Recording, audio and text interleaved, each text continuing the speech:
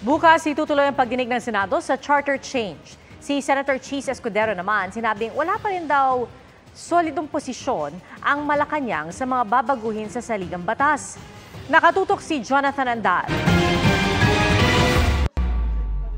Nalalabuan si Senador Cheese Escudero. Gusto raw ba talaga ng Malacanang ang charter change? Kung oo, anong partikular na mga probisyon raw ba ang gusto nilang mabago? Wala pa talagang solidong posisyon ng executive branch kung ano ba talaga ang babaguhin at kailangan ba talagang baguhin yan o hindi. Git ni Pangulong Marcos nitong Huwebes, I want to make it clear, this administration's position in introducing reforms to our Constitution extend to economic matters alone, or those strategically aimed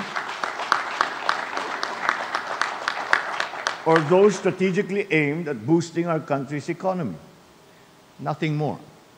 pero nakukulangan pa rito si Escudero.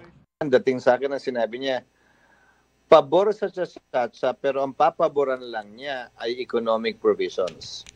Ni wala sang dinetalye kung anong economic provisions nga ba ang gusto niya. Dati nang binanggit ng Pangulo na kailangan pag-aralan na luwagan ang pag-aari ng mga dayuhan sa ilang korporasyon sa bansa, maliban sa ilang kritikal na sektor gaya ng power generation at media na hindi raw dapat maimpluwensyahan ng mga foreign entity. Bukod dito, tutol siyang payagan din ng mga dayuhan na magmay-ari ng lupa. Si Senator J.V. Ejercito naman sumama sa unity ride kanina kontra Chacha. Dapat ito yung mga tutukan, no? Presyo ng bigas, presyo ng pagkain, inflation, yung infrastructure natin, energy, yung healthcare, iba pang serbisyo.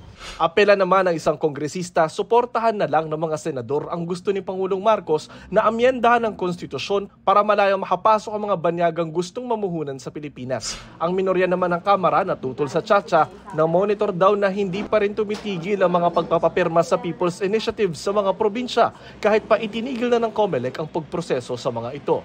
Meron pa rin daw doon sa Central Luzon, yung ilang mga bahagi ng ng Tarlac, ng Pangasinan, at ilang mga bahagi doon sa Mindanao. Bukas, ipagpapatuloy ang pagdinig ng subcommittee ng Senado na tumatalakay sa Chacha. Inaasahang dadalo ang mga eksperto sa iba't ibang sektor at ilang taga-gobyerno. Para sa GMA Integrated News, Jonathan Andal, nakatutok, 24 oras. Mga kapuso, patuloy na tumutok sa mga balita. Mag-subscribe sa GMA Integrated News sa YouTube.